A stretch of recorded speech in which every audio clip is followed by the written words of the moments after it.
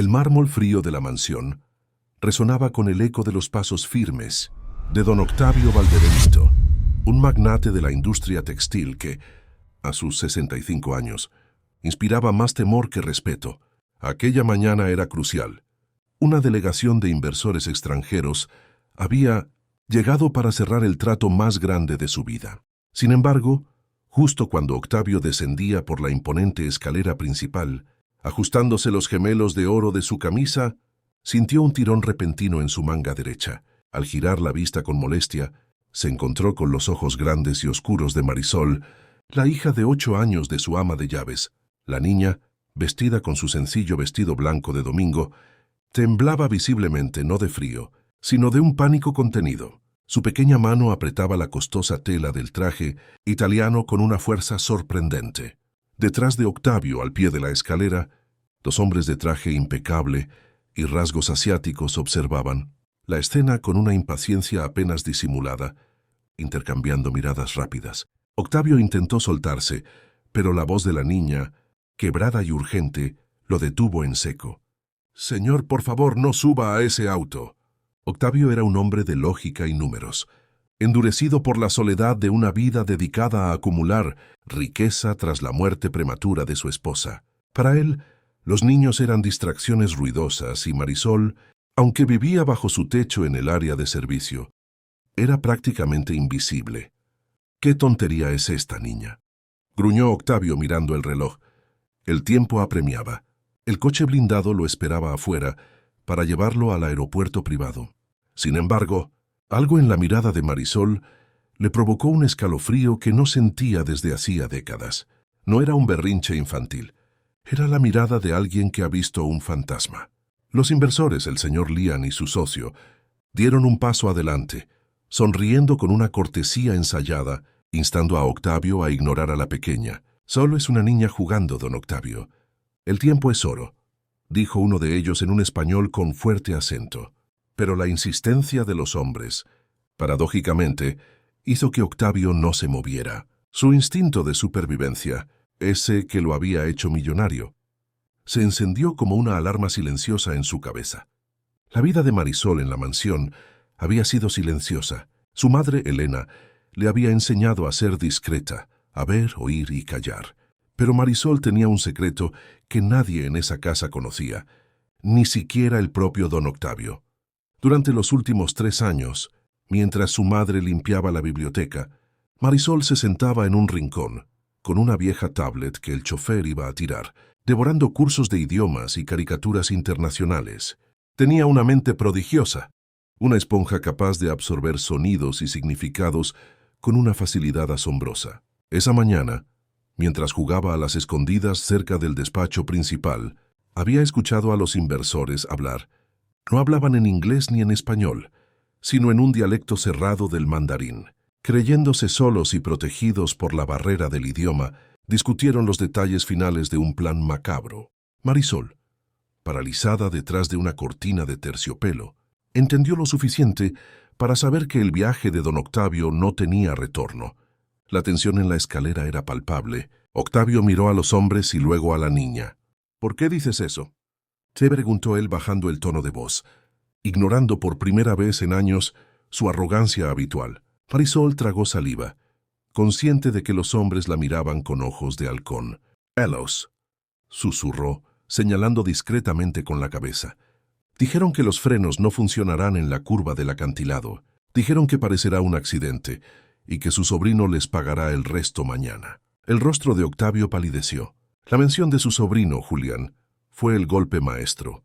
Julián era su único pariente vivo, un joven ambicioso y lleno de deudas de juego, a quien Octavio había amenazado con desheredar la semana anterior. Antes de continuar con este momento crítico, te invito a suscribirte a nuestro canal Historias que marcan el corazón. Si te gustan estos relatos de intriga y lealtad, activa la campanita y cuéntanos desde qué ciudad nos estás escuchando hoy. Los hombres al pie de la escalera notaron el cambio en la expresión de Octavio. La sonrisa cortés desapareció de sus rostros, reemplazada por una frialdad calculadora. Uno de ellos llevó la mano al interior de su saco, un gesto que en el mundo de los negocios significaba buscar una pluma. pero que en ese instante gritaba peligro. Octavio, reaccionando con una agilidad que creía perdida, rodeó a Marisol con su brazo protector y retrocedió 2 escalones hacia arriba. «¡Seguridad!», gritó con una voz de trueno que retumbó en el vestíbulo. Los guardaespaldas de la casa, hombres leales que habían servido a la familia por años y que estaban en la entrada principal, irrumpieron en el salón con las armas desenfundadas al notar la hostilidad de los visitantes. Los supuestos inversores, al verse superados en número y descubiertos, levantaron las manos, maldiciendo en su idioma natal, confirmando sin querer la advertencia de la pequeña niña.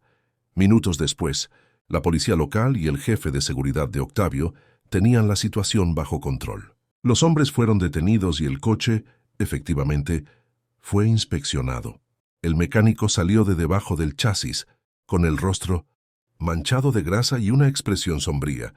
La línea de frenos había sido cortada con precisión quirúrgica. Octavio se dejó caer en uno de los sillones del vestíbulo, sintiendo cómo le fallaban las piernas. La realidad de lo cerca que había estado de la muerte lo golpeó con fuerza.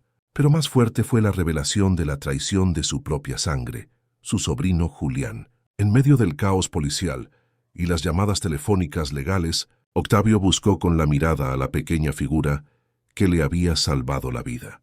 Marisol estaba en un rincón, abrazada a su madre, quien lloraba asustada sin entender qué había pasado. Octavio se levantó y caminó hacia ellas, sintiéndose humilde por primera vez en su vida. «¿Cómo lo supiste?», le preguntó Octavio a Marisol, arrodillándose para estar a su altura, sin importarle arrugar su traje de $1000. La madre de la niña intentó disculparse, temiendo que las hubieran metido en problemas, pero Octavio la silenció con un gesto suave. Marisol lo miró con timidez. «Aprendí en Internet, señor. Me gustan los idiomas». Cuando ellos hablaron, dijeron, «El viejo no pasará de la curva». No podía dejar que le pasara nada. Octavio sintió un nudo en la garganta. Durante años había ignorado a esta niña, tratándola como parte del mobiliario, y ella, sin deberle nada, le había pagado con la vida. La lealtad de esa pequeña, nacida de la bondad pura y no del interés económico, contrastaba dolorosamente con la traición de su propio sobrino. Fue en ese momento que Octavio comprendió que su inmensa fortuna no le había comprado ni un gramo de afecto real. Hasta ese día, la investigación policial confirmó todo. Julián fue arrestado intentando abordar un vuelo a las Islas Caimán. La noticia sacudió el mundo empresarial, pero a Octavio ya no le importaban los titulares. Su enfoque había cambiado drásticamente. En las semanas siguientes, la mansión, antes fría y silenciosa, comenzó a llenarse de vida. Octavio contrató a los mejores tutores para Marisol, asegurándose de que ese don prodigioso para los idiomas y su inteligencia fueran cultivados en las mejores escuelas. Pero hizo algo más. Comenzó a pasar tiempo con ella. Ya no comía solo en la cabecera de la mesa larga. Ahora compartía el desayuno con Marisol y su madre, escuchando las historias de la niña y riendo, un sonido que las paredes de esa casa habían olvidado. Queremos saber qué piensas de la actitud de Marisol. Si crees que la bondad siempre regresa multiplicada, escribe la palabra salvación en los comentarios. No olvides suscribirte a Historias que marcan el corazón para más relatos conmovedores. Un año después del incidente, Octavio organizó una cena, pero no para inversores ni socios, sino para celebrar los logros académicos de Marisol. Durante el brindis, Octavio sacó un sobre legal. «He pasado mi vida construyendo un imperio para dejarlo a alguien de mi sangre», dijo con voz firme, mirando a los presentes. «Pero aprendí que la familia no es solo sangre. La familia es lealtad, es cuidado. Es quien te sostiene cuando estás a punto de caer». Anunció que había modificado su testamento. Gran parte de su fortuna iría a fundaciones benéficas, pero había creado un fideicomiso irrevocable para asegurar el futuro de Marisol y de su madre, garantizando que nunca les faltara nada. Pero el regalo más grande no fue el dinero. Octavio sacó una pequeña caja y le entregó a Marisol un relicario que había pertenecido a su difunta esposa. «Ella siempre quiso una hija», dijo con los ojos húmedos. «Creo que finalmente la encontró». El final de la vida de don Octavio, años más tarde, no fue solitario, No murió en una carretera fría traicionado por la avaricia, sino en su cama, sostenido por la mano de una joven brillante que se había convertido en una exitosa diplomática, Marisol. Ella nunca olvidó el día en la escalera, ni el hombre que, aunque tarde, aprendió a abrir su corazón. La historia de la niña que salvó al millonario se convirtió en una leyenda en la región, no por el intento de crimen, sino por el milagro de la conexión humana. Nos enseña que a veces los ángeles guardianes no tienen alas ni espadas, sino vestidos sencillos y la inocencia suficiente para escuchar lo que los adultos, ensordecidos por la ambición, ya no pueden oír. La verdadera riqueza de Octavio no estaba en sus bancos, sino en el abrazo de la niña que decidió no dejarlo subir a ese auto.